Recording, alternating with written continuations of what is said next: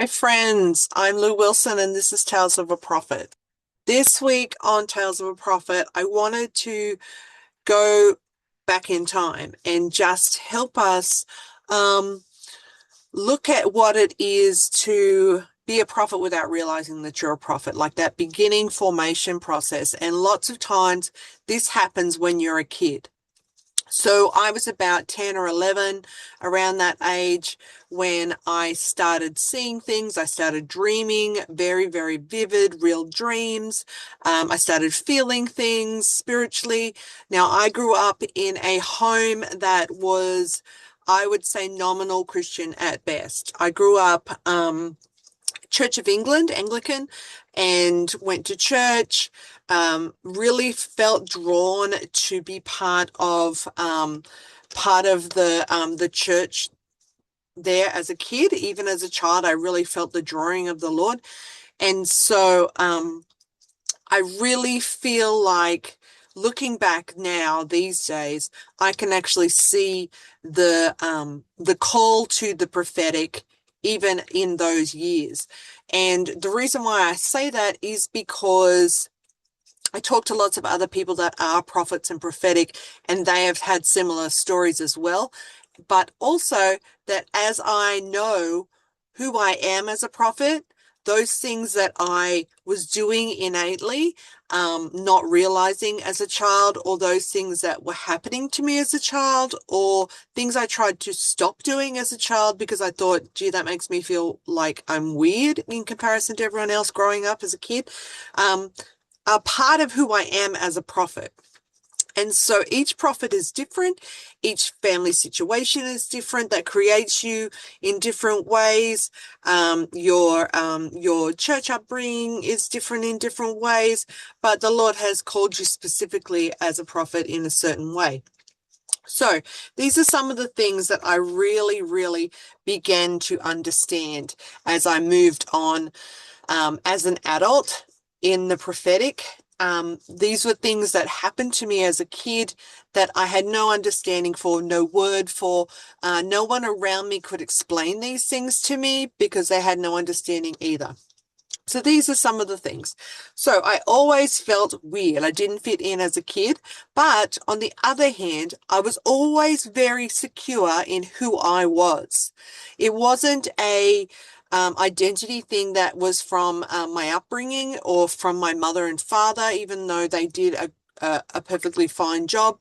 It was the fact that I just had this innate understanding of who I was. And so it was actually really interesting. I was very secure in what I wore. I liked certain things. I didn't worry about what other people thought about me when I would wear certain things. I was okay being myself. I was like totally okay with just, okay, if I'm funny, I'm gawky, I'm silly. I never fit it in with the cool crowd, but I never fitted in um with the like, I don't know, any other crowd. I matched in with everyone. I was friends with everybody at school. I would know everybody. I seemed to draw everybody to me, but I was never in any particular group. I was friends with certain people more than other people, but and they were kind of the misfits that didn't fit in either, which is interesting in itself. Um, but I always knew the popular kids. I was always friends with all the different ones, and people would say, "How are you friends with those people, but you hang out with these people?" It was because people kind of gravitated towards me, and that feeling that I was okay with being me, and I could see the potential in others, even though I didn't realize I could see the potential in others, and I would call things forth in people, and I would encourage people. It was just part of who I was. It was part of my makeup, and so people would gravitate towards me because I would be encouraging about them.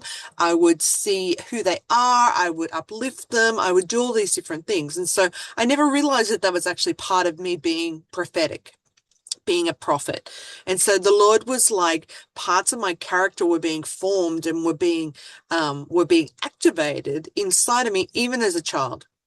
So I felt weird because I didn't fit in as a kid. I knew I didn't fit in. I just couldn't bring myself to to pretend that I was something that I wasn't, so I looked different to other people. Hopefully that makes more sense. Um, but I was very secure in who I was, even though I had some identity issues going on, and I also had some peer pressure, insecurities about like what I looked like myself. But I always felt very secure in, okay, this is who I am. Like that sort of like solidity in that. Like I said, I was friends with everybody. I would know everybody. I went to a small Christian school of about 100 kids in the whole school, K to 10. And but I knew everybody. I was friends with little kids. I was friends with kids in different years. And so it was like this place where it's like I could relate to so many different people and I could connect with so many different people. And that was part of me, part of me being able to be prophetic and a prophet and be able to interact with different groups, different people, all these sorts of different things. Um, and so another thing was that I could see potential in people. Now, wherever I went, whatever school I went to, I was very encouraging. I would see the potential in people. I would encourage people. And I thought that was just me being nice. But apparently, that was part of my prophetic calling, my prophetic gifting. So as prophets, you can see people's giftings. You can also see their other stuff, their dirty laundry, if you want to call it that. But I could see really, really easily the potential of people. And I could, like, I used to get so frustrated, and I still to this day get very frustrated when I'm with people and they are not fully walking in the calling of who they're called to be or who God has created them to be, because I can see it really easily. And it frustrates me so, so much because I'm like, you are so much more than what you say that you are. Or if they, negative about themselves, I would like be like, no, you're this, it's awesome. Or I would be very encouraging to people. Like I always received the award for the gift of encouragement. And I thought that was just me being nice, me being friendly. And yes, there were some other things in there because I had some performance stuff going on in there because it fed my love tank where I would give people love by encouraging them. And then I would feel good because I would be like, oh, you're so nice, you're so kind. And see, that's a trick. See, these are how the enemy works in our lives. So that is part of being a prophet, to be uplifting, to encourage, to uplift. And so that's part of the calling of the gift of prophecy. And as being a prophet, you would walk in the gift of prophecy. And so that is part of who you're created to be. But also, you can also have the other part where you could move into performance mode. If you have lack in you in the area of feeling value, like our identity stuff starts to come in. And so the enemy sees that we have identity issues. Like we're all human. We all have identity stuff going on, valued, secured, loved, all those sorts of different things to create us as a whole, healthy human, basically. And so something that really was something that I had to deal with and heal in was the fact that I did not feel value for a lot of my life. And so something I used to do that was actually an innate part of who I was as a prophet, the uplifting, the encouragement, it created something in me where it filled a lack, it filled a gap inside of me where I would do it not only to make them feel good, because it was automatic for me to do that. I wasn't conjuring something up, but there was something secret inside of me that I wasn't even aware of until the Lord began to reveal it to me. Maybe a few years ago it was that, as I went through this deep process of dealing with some things. It was that I was receiving value and refilling my place of value and love tank. I was kind of like manipulating the gift, even though I didn't realize I was manipulating the gift. I wasn't doing it on purpose, but it was like this this thing that was happening in me where I was receiving value and I was receiving love because I was giving them what they needed and they were reciprocating something to me. And it was making me feel good because it was like that place, which then comes to a place where prophets can use prophetic words and encourage prophetic encouragement as an idol or as a self as an ego thing where it's like it's about me and I'm going to keep doing it so I can receive what I want to receive. So that's something the Lord has really gone after in me, and I know that he's gone after it in a lot of others that have walked this tight road over the last 6 years or more. So there's that place in that. So I could see the potential in people. I tell you a funny story. I went to a Christian school nearly my whole childhood. I went there from year 5 to year 10. So that's like 6 years of my life. And so um, as a Christian, when I got saved when I was 10, and so I was a Christian that whole time from year 5 to year 10. And then and like I said, I was always known as one of the most encouraging people at school. I would know everyone. I would be friends with everyone. I would deal with all the situations with people because I could just be like, I could be the one that would go between people and everything. Then I got to a public high school for year 11. So I was 16 at the time. And I walked into my homeroom and I remember saying to the teacher up the front in this public high school, "Oh, I really like your shirt. It's really nice." And you know what? I'd received over the course of my previous education, the teachers were really encouraging. The teachers were lovely. They knew my heart. They knew me so well that they knew that I was really encouraging and there was no malice behind it. There was no trickery behind it. It was just genuine. But because this teacher at this public high school had never received a encouragement from a student really before, I remember I said to her, "Oh, I really like your shirt. It looks really nice." And she said, "What do you want?" And so she was like instantly in this place of like you're making fun of me, like what do you want from me?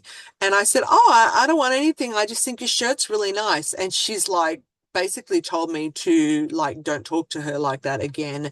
And I sat down and I was just so shocked because I was like, oh, see, this is how rejection gets in, because I'd already had that place of value that was happening over my life. Because I was using that gift without even thinking about it. And then I go to a place where it's not received, that can bring in a place of rejection. And we talked about rejection and prophets last time. And so if you want to listen to that, go and find the previous video. And so that was actually something that was like really interesting in my life where I was like, wow, that's not the response I have ever received before. And it was like I was out in the real world now, and it was not going to be that easy where you interact with people that are not actually receptive to things like that, or that are even Christians that have some kind of identity, or they know you well enough to know that your heart is pure and your motives are pure. So it was quite interesting as a 16-year-old, not even being aware that I was a prophet or I was prophetic or I was doing any of this stuff that was part of my calling or my purpose in life. But in amongst it, I was learning and I was understanding things because it was just innate in me. It was just like bubbling out, like Nabi flow. It was coming out.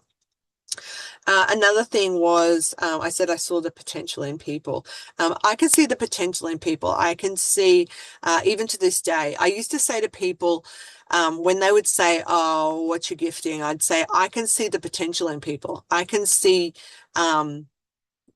what people are supposed to be like. Like I can look at people and be like, wow, I can see that they have so much potential in this area, or they're really gifted in that area or something." And I thought it was normal, like seeing things as prophets or as with prophetic foresight or prophetic sight.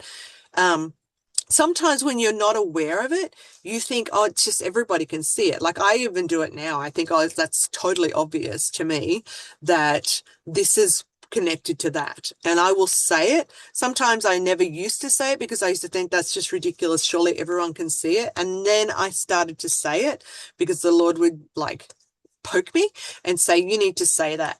And I'd say it and people would be like, I would never have added that and that together to get that. Or I would never have looked at it from that angle, or I would never have heard it from that place, or I've never noticed that I do this, or anything at all. And so I began to realize that actually I have prophetic sight.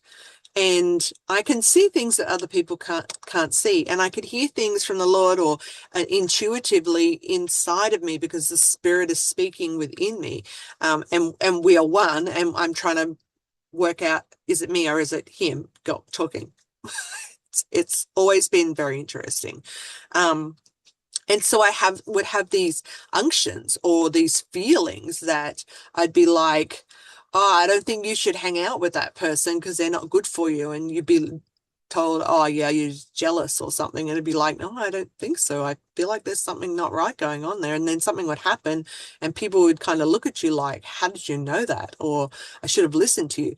And that's a track record that you start to build in with people's lives, even when you're not aware that you are walking in the prophetic or you're being prophetic.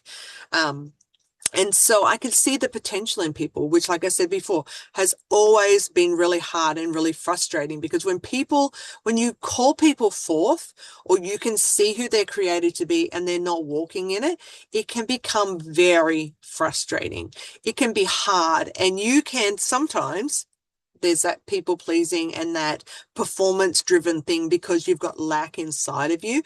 You can take it upon yourself to try and make those things happen or to hold their hand to make it happen. And you can burn out really, really easily. You can be used, you can be spat out, you can be treated wrongly, you can be manipulated, you can go into a controlling situation. All these sorts of different things can happen because we're not using our discernment, because we're prophesying or living as prophetically out of our lack, and it fills a gap in other people's lives, or it it it helps them, but they don't realize that there's other stuff at play. And so that can be really tricky at times. It could be manipulated. It could be used wrongly, not just by you, but can be used wrongly by others. It can be manipulated by others, all those sorts of different things. So that happened like even from when I was a child, and I wasn't even aware that I'm a prophet. I didn't realize that I was actually possibly a prophet, or I thought I was a seer. I think it was like in the early 2000s, like 2000, and I would say maybe 2000, 2001, whatever, around the time when Jim Goals, this is how old I am, this is how old I am, that around the time, just before the time that Jim Goals' The Seer book came out, it was early 2000s, way, way, way early 2000s. And so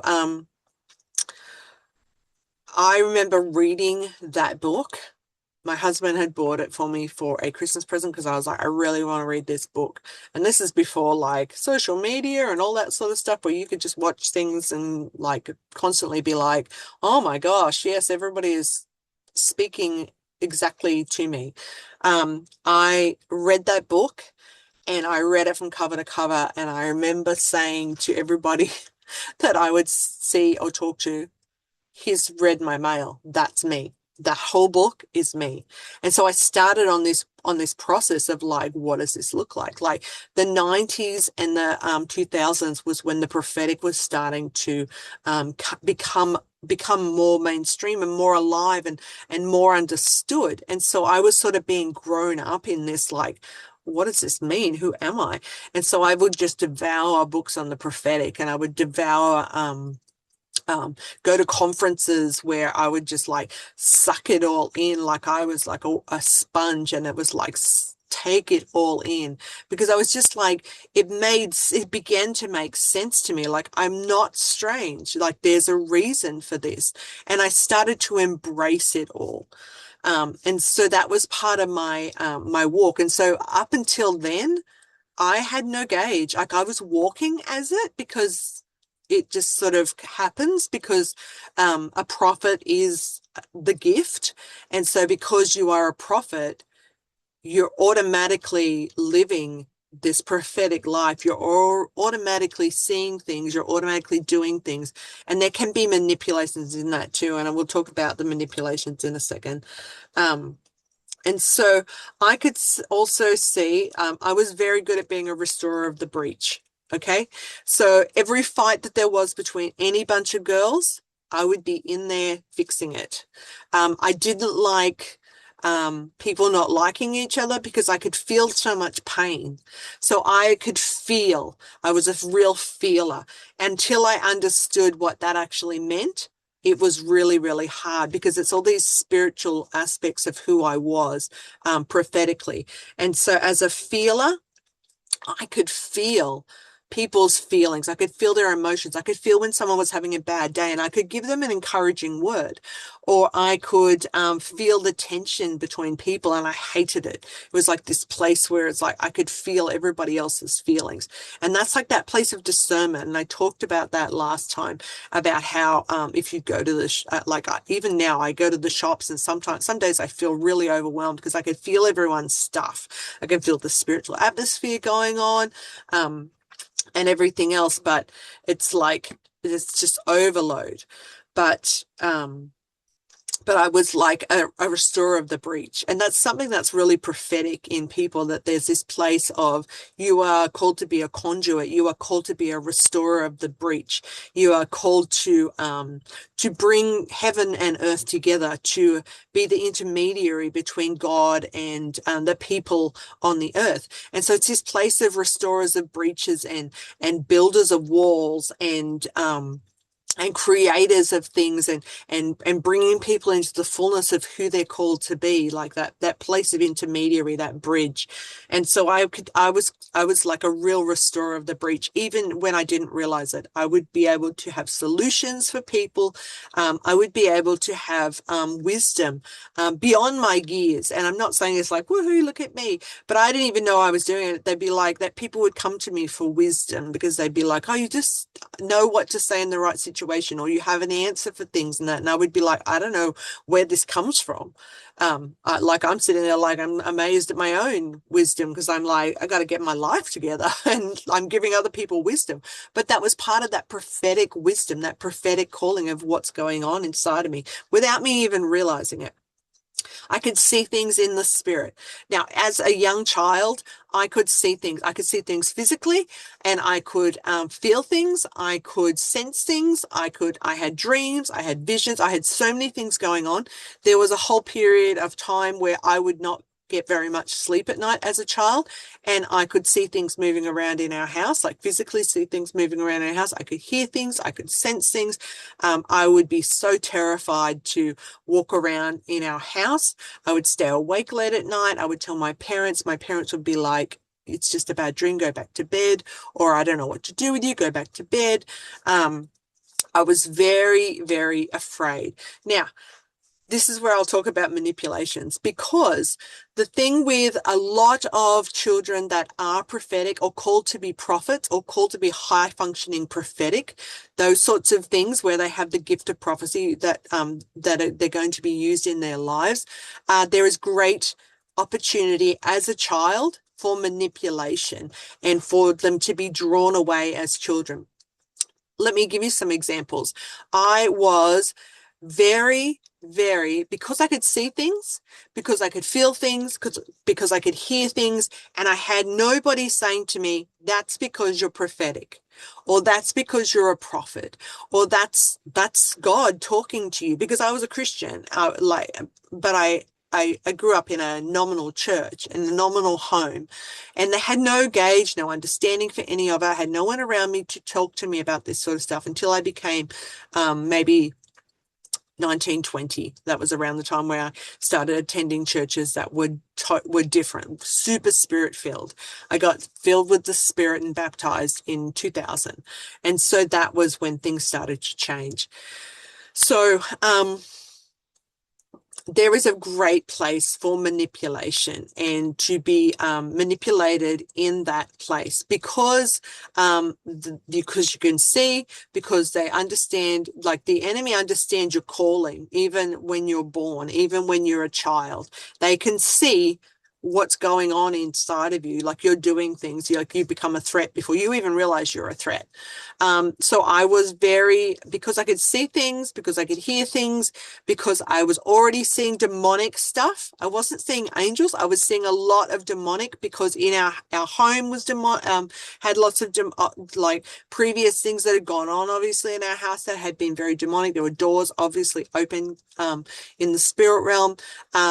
Other places I would go to would be very, I could sense the demonic in there, but I didn't understand. I could never feel the angelic or anything like that. I could feel the demonic. And so because I could feel that and I had no gauge and I had no one around me saying this is to help you understand what is going on in the spirit realm, like there's spiritual warfare happening and you're being attuned to things. And as an adult now, I understand why I could see those things, and because of the calling on my life as a prophet in that area with spiritual warfare and dynamics to do with that, and all of those sorts of aspects. But as a child, I had no idea. And so I was very drawn to ghost stories. I was very drawn to spiritual stuff, but I would never I never did Ouija boards. I never did seances because it all felt very real. So when you see things as a child, like figures at your window, like I could physically see figures, black figures at my windows. I could see things in the dark. I still see things in the dark now. Like I still see spirits moving. I see angels.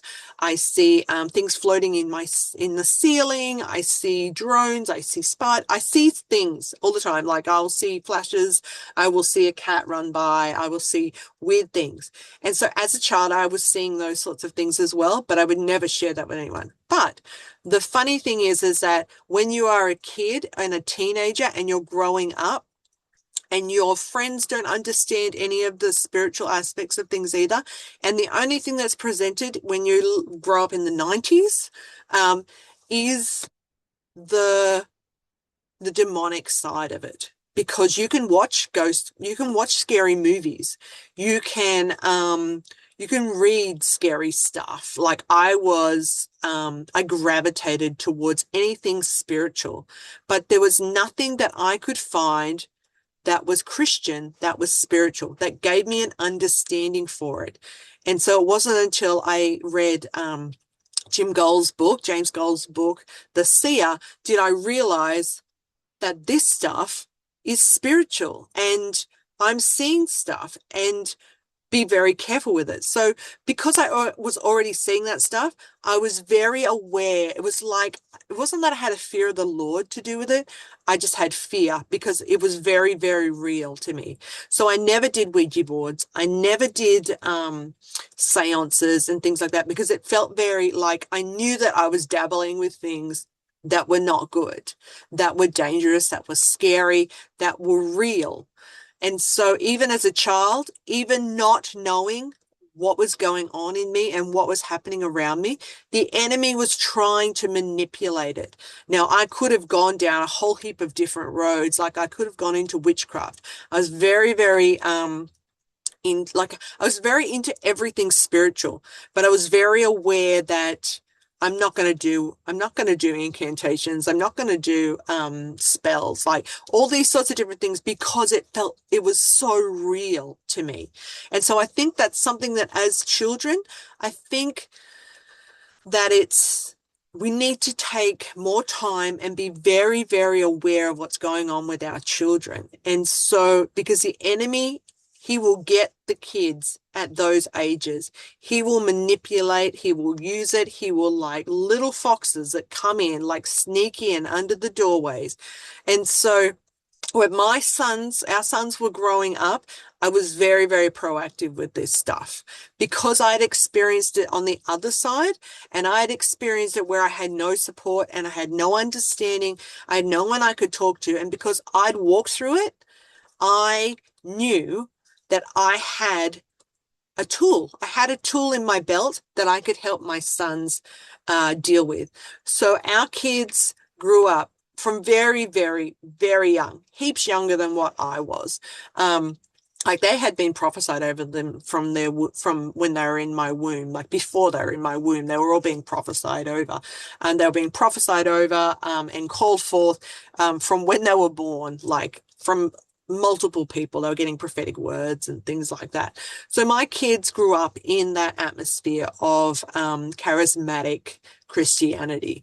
They grew up in the place where the spirit realm was real. They grew up in the place where angels and demons are real. They grew up in that place where you are you're like you are who you are created to be, and you need to be very careful of what that is. And I know even to this day who each of them are called to be.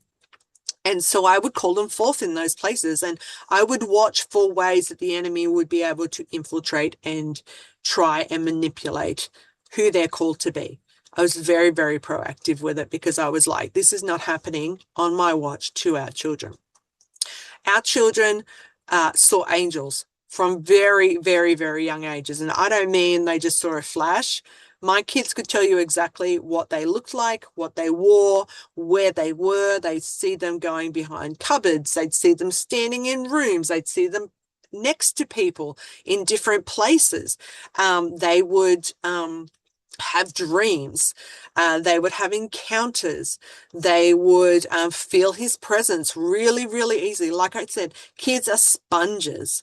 Kids are, if you put them in the right place, they just understand it. They are just like, they have got no reason to question it. They are like it's just normal life.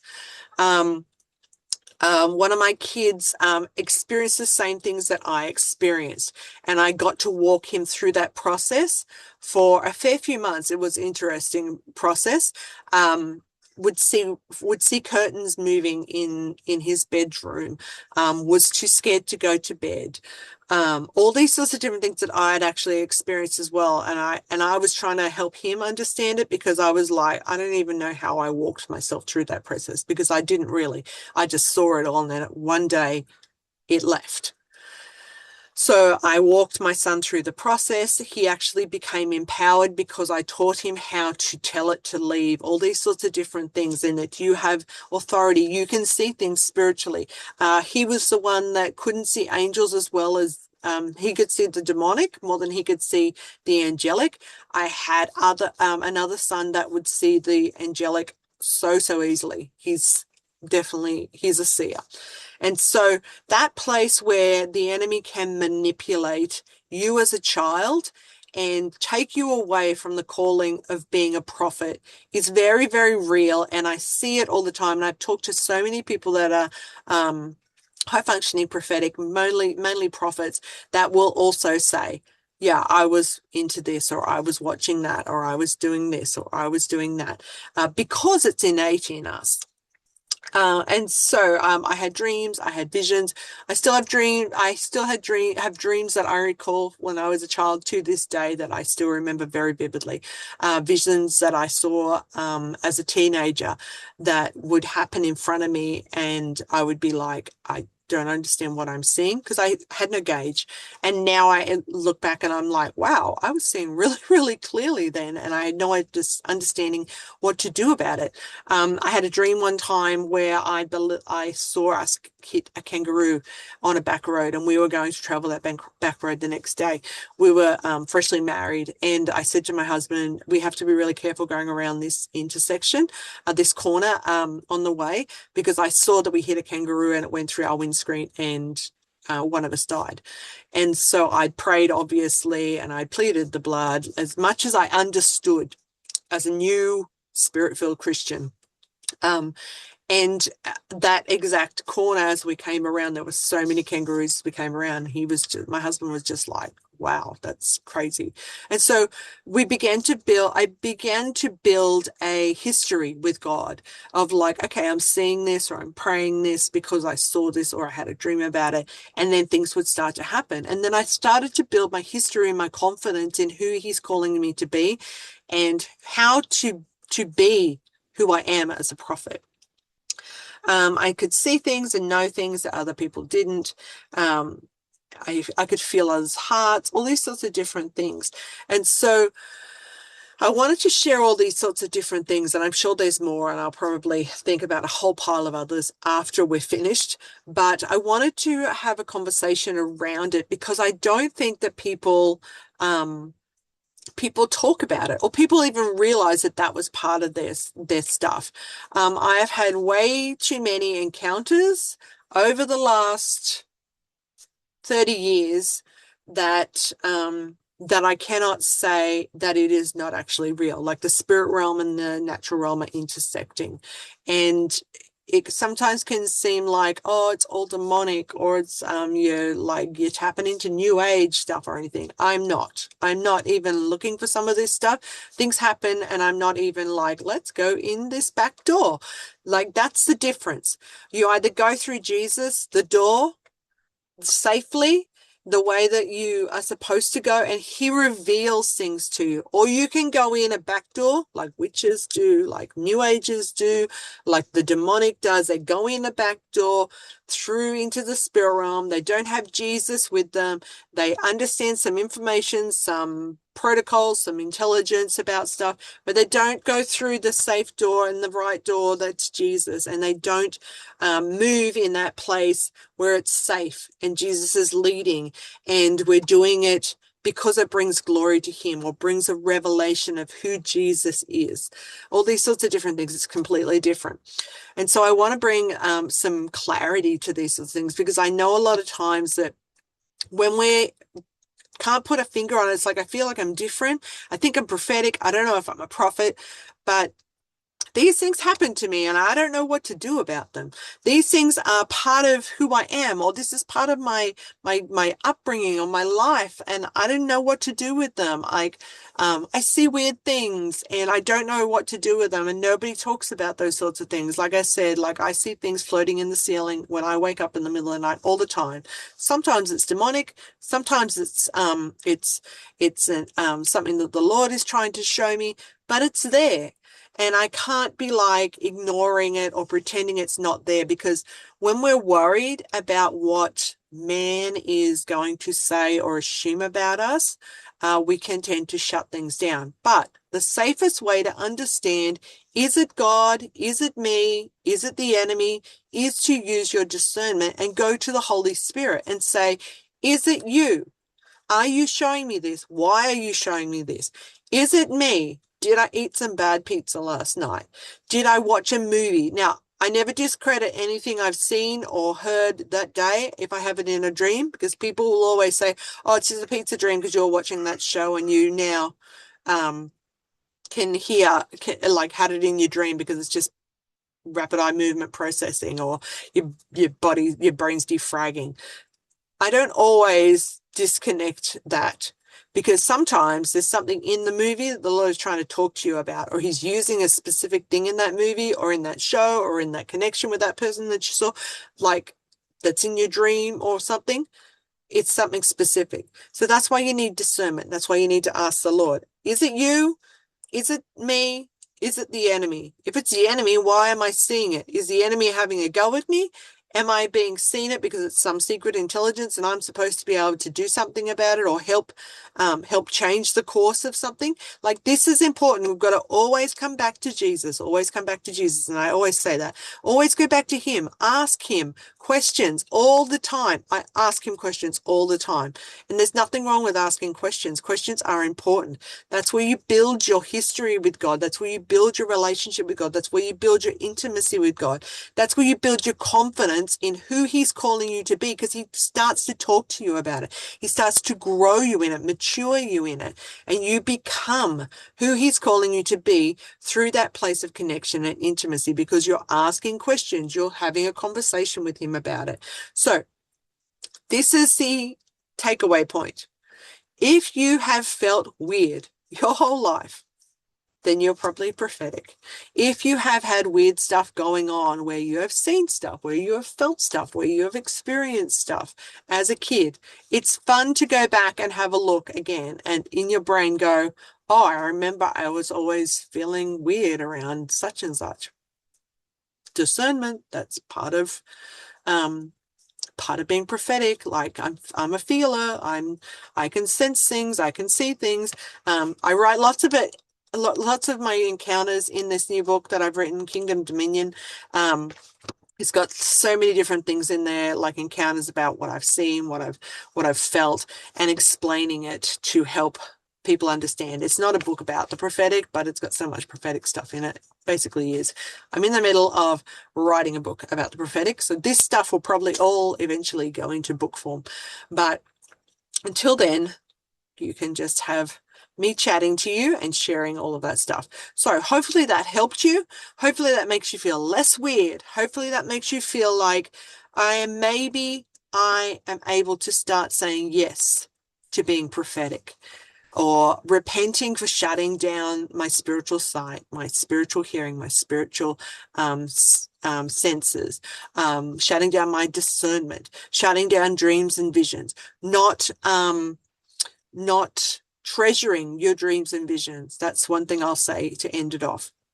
Write down your dreams and visions. Keep them. I have got dreams and visions from like 20 years ago that are being helpful to me now. It's like write the vision, make it plain. It's like we have to play the long game. We have to learn to build a relationship with him as prophets in the prophetic, and he will reveal. We have to be able to play the long game. So hopefully this helped you. Hopefully that makes you feel less weird. Hopefully it gives you some kind of understanding of what it is to be that, even as when you were a child and you didn't even realize it. If you have any questions, if you have any comments, if you have anything else that you want to chat about with it, then just put it below and we can chat about it. And I would love to hear what your version and your story is about that.